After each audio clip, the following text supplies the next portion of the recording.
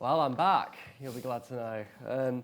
No, I'm really glad to have my second guest of the day here with me, Daisy Soderberg-Rivkin, who is the Responsible Gaming Manager at LEGO. What an awesome job title. What an awesome job role. Get that a lot. So tell me, just give a bit of insight into what you do, how you do it, what your role is at LEGO. What's your day like? Well, no day is the same, that's for sure. I do get that a lot, Responsible Gaming Manager. It's not a common title, and I mostly get approached by gambling people. They think that I'm there for responsible gambling type situations. I'm like, no. Is that what LEGO do nowadays? Yeah, I was like, not really, not quite. But yeah, no, my job really entails looking at our gaming portfolio, which is still relatively young, and kind of understanding where our standards lie in terms of child safety, but also looking at things like child well-being, right? So, and that's covers a wide range of things, right? Everything from inclusivity to accessibility, but also things like how can we create better citizens offline as much as we do online, right? And we can leverage the power of gaming to do that, which is just something that I don't think is talked about enough. But because we always think about the negatives, of course. But a lot of my job has to do with that. So it's about kind of screening potential licensing partners. It's about looking at our self-published games and seeing if they kind of live up to our standards in terms of safety and well-being. And then also talking to research partners, looking at our digital campaigns and things like that. How can we really push this to the younger generations of, you are the source of great responsibility and you have great power to make a change online and be a good digital citizen. Yeah, very, very few brands nail it just like LEGO do. It's a globally recognised brand, globally recognised IP, and that's not only the toys that we all grew up with, but the films and obviously the games. That reputation that LEGO has is surely quite a lot for you to hold and a lot for you to think about. How do you replicate that reputation for the brand and what LEGO is in digital experiences in the digital realm, which can be the digital playground, which is surely harder to manage? Yes, it's a lot of pressure. Of course, been around for about 90 years now. We just celebrated our 90th birthday. And our digital portfolio, again, is still relatively new. So we knew as soon as we kind of engaged in this space that a large part of this was going to be mirroring our brand reputation with the physical into the digital. So that means creating a space that is safe and entertaining for kids, but also brings the older generations and the younger generations together in this kind of learning through play environment. And we do it in a few different ways. One of them is by always engaging in safety by design, making sure that we have product level features that support our standards and our well-being policies, but also through digital campaigns. We just, little plug, we just won an award for one of our digital campaigns called Doom the Gloom, which is an adorable, great little experience where kids can go in and they learn about everything from don't post pictures of your friends online without their consent, all those little things. And of course, it's tailored to a certain age group. We're looking at a younger demographic. I don't think any 16-year-olds will sit down and play Doom the Gloom. But it's been very popular amongst the younger kids.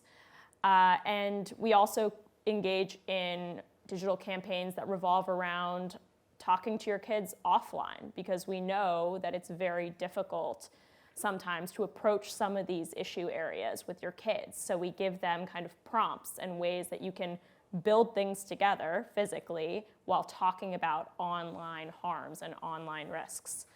And another way we do it is we do a lot through research partnerships. We have a big research partnership we just announced called the Responsible Innovation for Technology in Children, and we work with universities globally to look at what does well-being mean for kids, right? And that's kids from ages 3 until 17. What does that mean, well-being?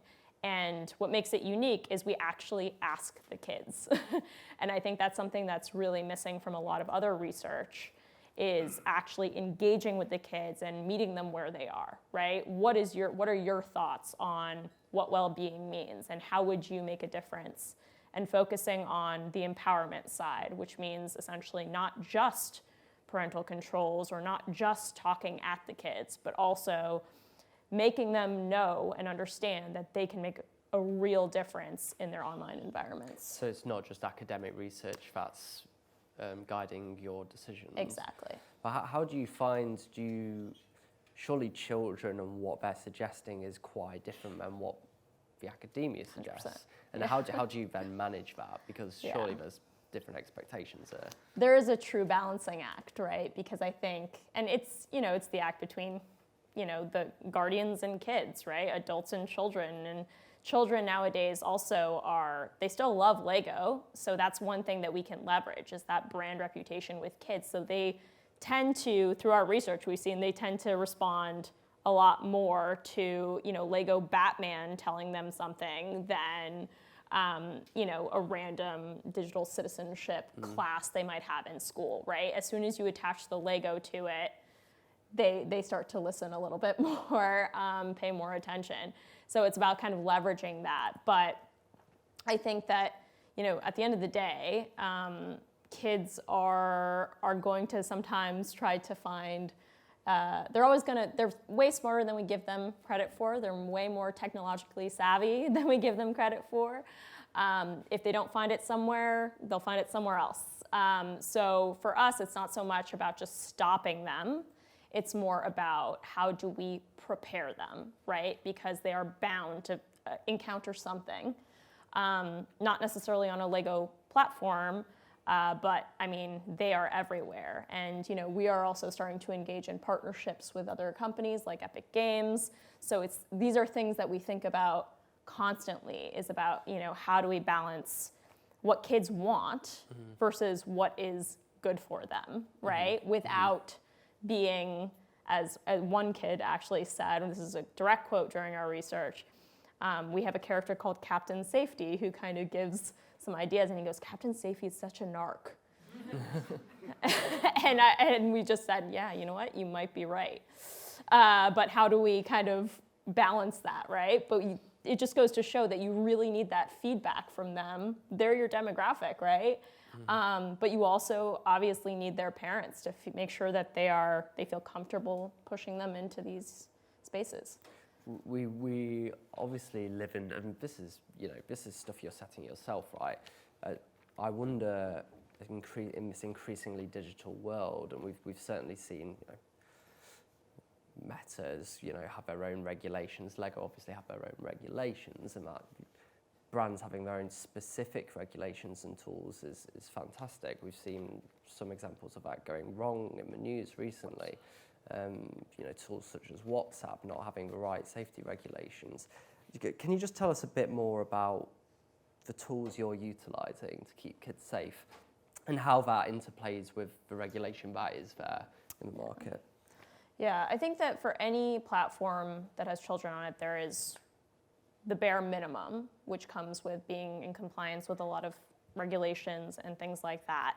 But then I think that one thing that we like to do is push even further by really, we have teams dedicated just exploring the safety space, right? And the safety tech space. What can we use that will be proportional to the risks that would be included on our platforms, but also thinking proactively, right? So moving forward as we move into the future, and this is a huge part of what Lego is thinking about, is we're primarily known as a physical brand. It's how do we kind of open up our digital portfolio more and have people see Lego more as a digital brand as well. We look at tools, various tools, but I think I will note that one of the challenges we have in looking at these tools is data, right? I think that's a huge part of it, because with kids, we don't collect any data whatsoever on children currently, right? And obviously that a lot of the tools that have been proposed need data to operate. So that's another challenge of how do we balance that, right?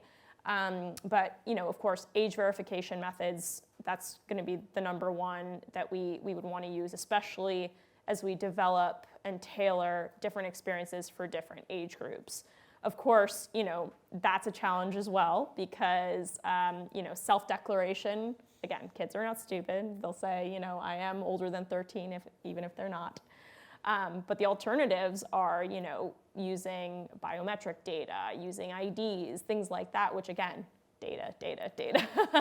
It becomes very difficult, and I think this is an industry-wide challenge. So that's something that I'm not going to say gold standard. We are, as everyone, facing this challenge head on and trying to figure out the best way to approach this and still maintain that brand reputation of being a really safe place for kids. And on that, I know you've spoken previously about how, let's not use for data, but let's empower and let's educate children. Could you just tell us a little bit more about what you're doing in that space to help children, but also help the parents online? Yeah. So it really is kind of a two-pronged approach. We are doing these digital campaigns like Doom the Gloom, where kids can learn about this on their own, online, and we kind of gamify the experiences. We know they love gaming. We know they love Lego. We bring that together, we leverage it to make sure that they have a fun place to learn about these things without, the narc that is Captain Safety. But, having something that they can really just get lost in and engage the same way they do in games. And the other side of it, though, is the offline, which is, I was talking about these build and talk campaigns where kids and parents can get together and they talk about these things, and it gives parents ways to talk about it, but it also reaches out to the kids and they say, how do you talk to your parents about this? In such a way that doesn't break any trust or doesn't, things like that. And I think that's just as important as the digital side, right? Because I think that's half the battle, right? Is how do parents nowadays talk to their kids about the horrific things that can happen online? And, I come from a background I worked at Google. I saw the worst of child safety issues. And you have that in the back of your brain. You're like, how do you talk to your kid about that, right? Without horrifying them completely. How do you even engage with issues like child sexual abuse material, grooming, things of that nature? And so those are things that we are starting to think about as well as the more serious issues. How do you talk to your kids about that, right? Yeah, and I know thinking back to when I was growing up, certainly, it's Club Penguin. It was rife. It was you're laughing at me if you get... I'm absolutely shocked. Talk about Club Penguin all I like, thank you very much. But that was a perfect example of something that just went very wrong, right? Yes. Because you couldn't go on that platform. This isn't just my personal experience of Club Penguin, but Club Penguin was known for being a terrible space actually for these safety issues. And surely your role in and of itself is looking to address these issues. Yeah. There's a huge amount of pressure to get this right. Yeah, and I think it's part of the idea that a lot of the time when companies invest in roles such as mine and in the trust and safety area in general, what we say is like the house is already on fire, right? And they're just trying to find people to help put it out. We're trying to build a fireproof house. That's essentially what we're trying to do. So before things get out of hand, we would like to make sure that we, to a certain extent, can minimize the risks as much as possible. And of course, we're not delusional. We know things are bound to fall through the cracks. But we want to try to get at this because this is one of the world's most vulnerable populations. We want to make sure that they are safe and that their parents make sure they feel safe, and that they can enjoy themselves as much as they do with our Lego products physically. I've got time for a very quick audience question because I realise I've been hogging this interview entirely. Any audience questions coming up? Anybody? Okay, no, I can't see anything, so I'll just go for one final question. What's exciting you most about the future of gaming? Yeah, I think one thing that isn't talked about enough and really excites me, it's not the metaverse. as everyone, I know that's a very popular answer, is the metaverse. Reese ain't gonna be happy. Although very exciting. For me, it's more about how gaming in general has more of a wider social impact. And I think that's something that you hear so much in the news about the negatives of gaming. It creates serial killers. It creates, you name it, they'll talk about it. But I think that there's something to be said about the positive impacts of gaming as well, especially from a social impact perspective.